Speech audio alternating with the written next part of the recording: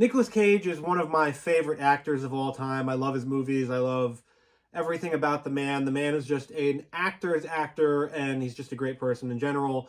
The movie, The Unbearable Weight of Massive Talent, was something I was looking forward to a lot, and it's safe to say that it does deliver on every promise that you can make about the movie. It is full of joy, full of fun, full of warmth, full of great performances, great writing, great directing, some great cinematography, some great shots in this movie.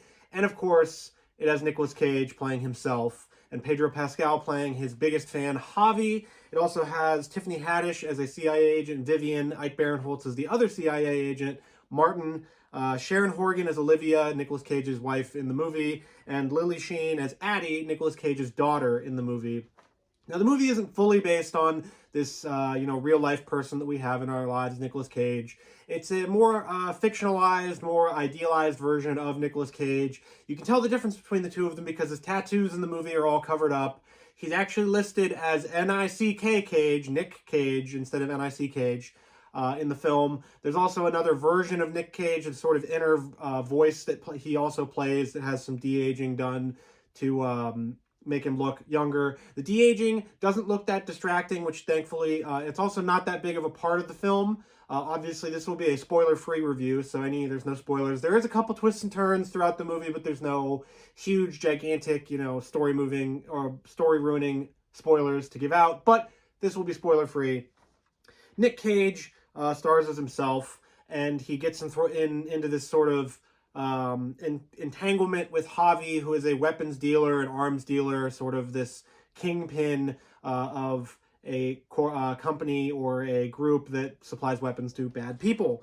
And so Nicolas Cage gets entangled in this. Two CIA agents find him and involve him in their plan to sort of foil Javi's family company problems with the world. They're trying to stop somebody getting elected as a president so that they can get a more cartel-friendly person installed instead. That's the basic plot outline of the film. You're not really here for that plot. That's just kind of getting the movie going.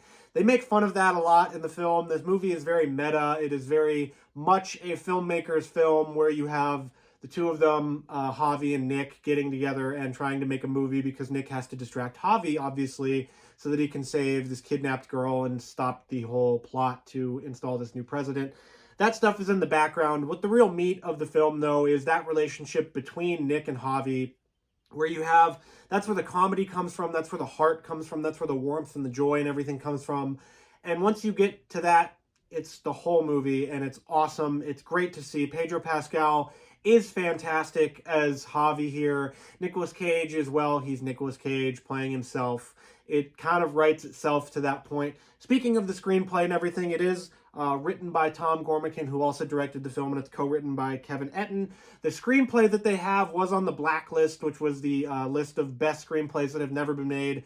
It is fantastic. It is such a tight screenplay. It's such a tight movie.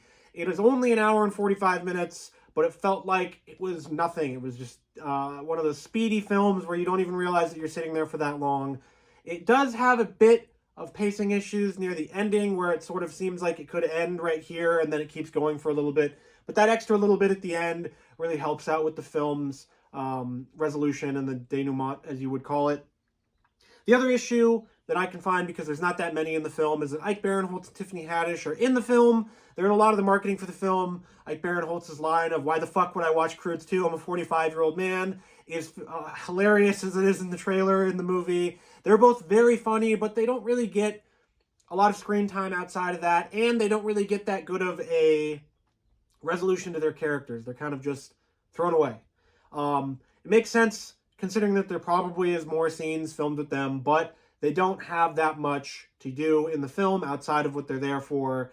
And you could say that's a positive or a negative, but they're both so hilarious. It just makes me wish there was a little bit more of them, because Ike Barinholtz is obviously a master. Tiffany Haddish is hilarious, but they're not in it for that long. They could have had a little bit bigger of a part, and it would have made a little more sense to their characters. But outside of those two very, very, very minor gripes, the film is utterly fantastic. It is so warm and fun, and I know a lot of people, I overuse the word fun when I'm talking about movies, but it is just fun to watch this movie. It's fun to sit there and just to see Nicolas Cage sort of evolve, and he knows who he is, and this movie knows who he is. This movie knows his career, and it's not making fun of the man. It's not it's poking a little bit of fun at him, but he's in on the fun. We're all in on the fun because Nicolas Cage is awesome. He is part of what I like to call the Cage-assance, the Cage Renaissance that he's been in with his career lately, where he's had Mandy and Willy's Wonderland and Prisoners of the Ghostland and Pig and Color Out of Space and all these great independent movies that he's made. This is his first studio film that he's made since Ghost Rider 2. So think about that. This is his big return to studio filmmaking, and it is a knock out of the park home run. It is fantastic, and he knows he's making fun of himself, and we're all laughing along because it's great and it's funny, and the ending will be super warm and super fun for everybody watching. It's just one of those movies. I'm going to rewatch this movie a million times. There's a bunch of little things that you might miss out on, but the comedy, it is an endlessly funny movie. And it's so funny in ways that normal comedies these days are not, where it doesn't rely on cheap gags. It doesn't rely on, I love myself a good fart joke and a good whatever, but it doesn't rely on that stuff. It feels very much like an old school comedy where it's based on the performances and the facial expressions. There's a scene in the movie where they take LSD. And normally if you've seen 21 Jump Street, or if you've seen any comedy movies of the recent era where people are taking drugs and they're getting high, it doesn't have those scenes that where it's like, oh, everybody's tripping out, man, and their heads are getting bigger and the screen's shaking and flashing. It doesn't have that. Instead, it's more about the facial expressions and the mannerisms and the ways that the lines are delivered from Nic Cage and Pedro Pascal, where you get that comedy, and you don't have movies like that these days a lot where that's the case. This is one of them. There's another scene when they're super high, when they think that somebody's following them, and it's just two old guys eating ice cream. And you have the scene from the trailers involving the brick wall where they go around it. That's a big highlighted centerpiece. That's not even the funniest scene in the movie. It gets funnier than that. There's a scene involving the movie Paddington 2. It's all funny. It's all there. And then, just as soon as you think, okay, well, they're going to get to some action set pieces where they jump the shark, where they go over the top, they never do that, but it's not in a way that's teasing the audience. It's in a way where it's satisfying. And you get to this point where you're like, okay, cool.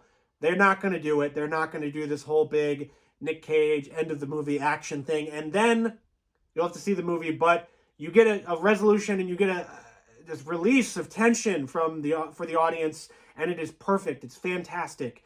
It's great because of the way that they built up and built up and built up and built up and show these various things from Nicolas Cage's past that come back full circle in this film. If you love Nicolas Cage, if you love his movies, if you love Con Air, if you love Wild at Heart, if you love any of his movies, you will love this movie, and you will love The Unbearable Weight of Massive Talent.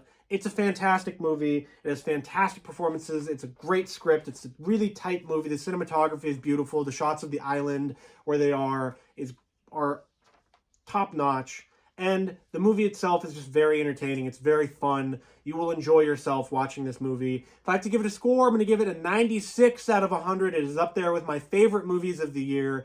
It will end up being in that top 10, that top 12 best movies of 2022 because The Unbearable Weight of Massive Talent is fantastic. It is the crescendo of the Cage-assance. The Cage-assance continues, but this is the tippy top. This is the upper point where he has reached the top of the mountain once again, and it's not like he never left.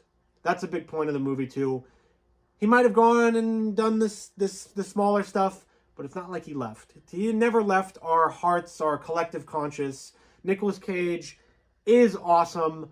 Go see The Unbearable Weight of Massive Talent this Friday in theaters. It's amazing. You'll love it. I loved it. Let me know in the comments what you think of it, and make sure to like, comment, and subscribe, and do all that fun YouTube stuff so that I can know if you like this review or you like any other reviews of heavy metal, horror movies, Blu-rays, 4Ks, action figures, collectibles, anything you can name it, I'm going to review it or talk about it. So thank you for watching, and go see The Unbearable Weight of Massive Talent.